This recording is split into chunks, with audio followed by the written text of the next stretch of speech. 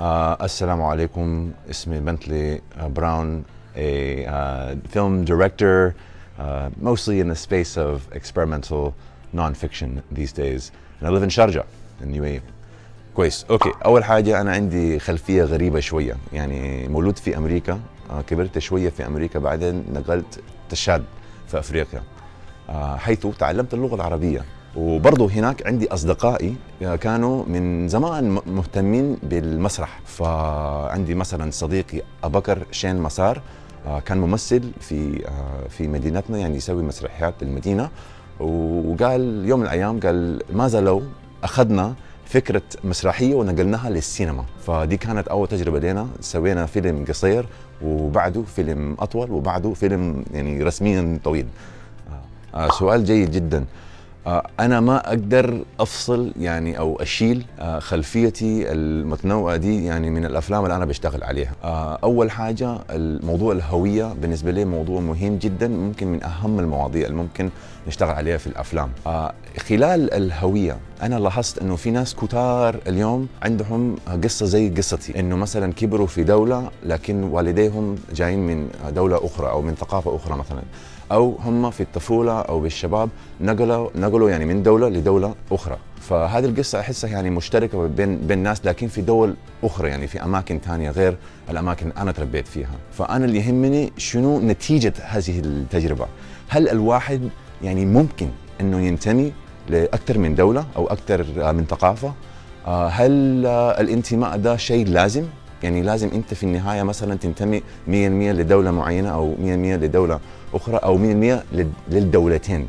وأنا شخصيا وصلت وين؟ وصلت لدرجة يعني لمحل ما أنتمي زيادة لدي الدولة أو لدي الدولة الثانية، فأنا شيء في النص يعني. ايوه، الاكسبيرمنتال ده مصطلح حلو الشديد. انا خلصت يا دوب يعني في دكتوراه بامريكا بمجال ممارسه الفنون الاعلاميه، ولاحظت انا هناك كنت بسمي نفسي فيلم ميكر، صانع افلام يعني مخرج، واغلب الطلاب اللي معايا في برنامج الدكتوراه هم لا بيقولوا احنا فنانين.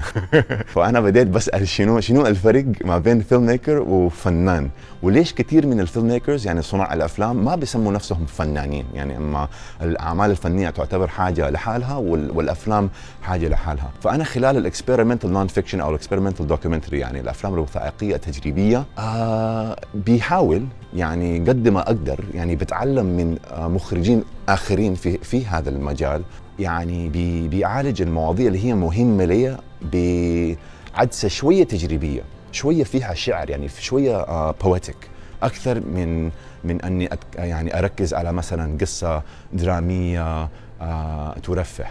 يعني هو في النهايه تجريبي برضه يرفه بس يعني بشكل اخر. فبحب يعني بعالج مواضيع اليوم، يعني بحاول بتحسن كمان في هذا المجال بمنظور شويه تجريبي اكثر، اللي بيشجع التفكير والنقاش اكثر من انه بس يرفه. Behind the Sun أو وراء الشمس باللغة العربية هو مثال هذه المحاولة في الأفلام التجريبية أو بالستايل التجريبي. أنا بتكلم عن قصة حب في النهاية، لكن بمنظور العلم أو الفيزياء الفلكية. فبهايند ذا سان وراء الشمس ده مصطلح أنا ما قد سمعته في تشاد ولا في السودان ولا حتى في ليبيا، في الأماكن الثانية اللي إيش فيها، لحد ما جيت السعودية وكنت شغال في مجال السينما هنا مع صناع الأفلام المحليين.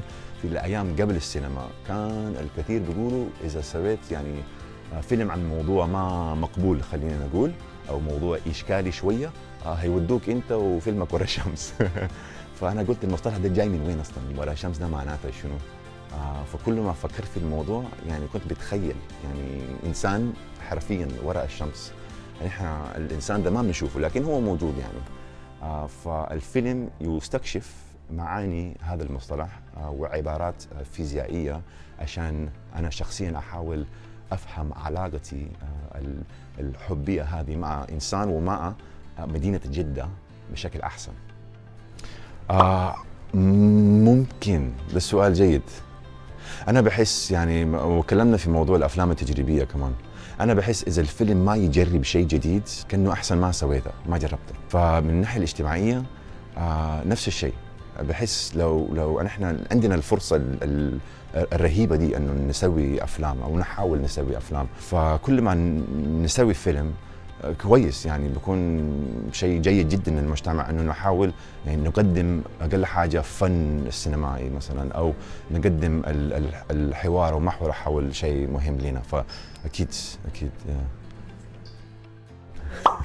مشاكل اجتماعيه انا ممكن ما بسميها مشاكل اجتماعيه، ممكن نقول هي فرص يعني نقاش اجتماعي. ما ادري ليش قاعد اتكلم معكم بطريقه دبلوماسيه كده، لكن هو صراحه يعني الهويه زي ما قلت، يعني انا بحس ان احنا اذا اخذنا الضغط مننا ومن الناس انه لازم ننتمي لوطن معينه او لمكان معين، وفتحنا الموضوع ده، انت انسان، انت هويتك، يعني انت كمان استكشاف العلوم بشكل عام، الساينسز. يعني كل ما انا بتعلم عن الكون بيجي بنظر لنفسي بطريقه مختلفه وجديده.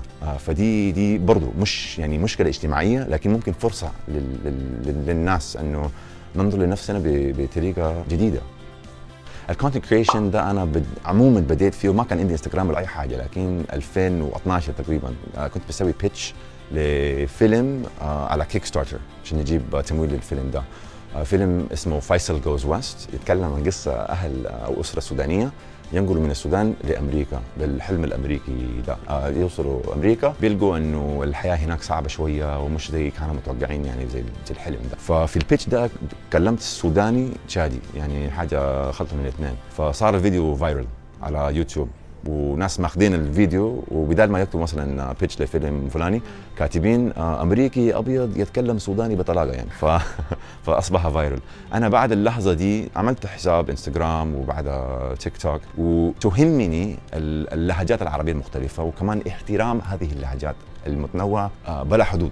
يعني في كل دولة في أكثر من لهجة، فإحنا باللغة العربية sometimes يعني عادة نقول إنه الكلام الفلاني، اللهجة الفلانية زي المغربية أو التشادية أو العراقية مثلا مش عربي، ديل لحالهم، ديل يعني حتى لو أنا سمعته ما حأفهمهم كذا. فأنا بحب شنو يعني كردة فعل لهذا الكلام بسوي فيديوهات عن اللهجات العربية عشان شوية أكون احترام لها وأخلي الناس يعني موالف، يعني بيكون هم مرتاحين بها اكثر. ما بشوفها، ما بنظروا لها كشيء غريب او لهجه غريبه ما لها علاقه مع لهجتي، لا بالعكس، نحن لهجاتنا كلها جميله.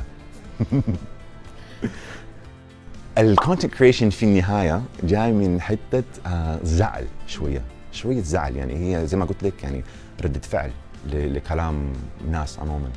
الفيلم ميكينج كثيرا يعني برضو يطلع من الزعل او الازعاج او عدم الراحه في موضوع. يعني الفرق بين الاثنين انه الكونتنت كريشن انا ممكن في شيء بيزعلني او يضحكني او يكون فيني اي شعور، نفس الليله بجيب رينج لايت زي هذه وبسوي عنها فيديو نفس اليوم وبنشره اليوم اللي بعده.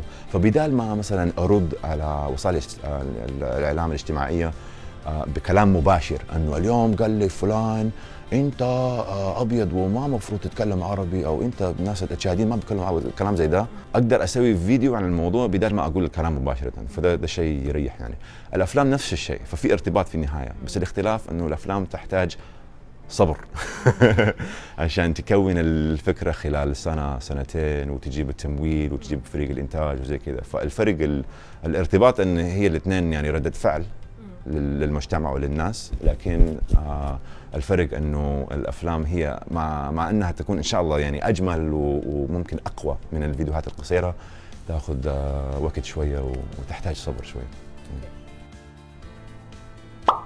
صراحه ما تقدم جرانتس وتمويل وكذا، لانه المرحله دي تاخذ وقت اكثر من اللازم. اليوم في ناس كتار يسووا افلام، نادر جدا انك تجيب جرانت لفيلم. خليك تسوي الفيلم بالحاجات اللي عندك.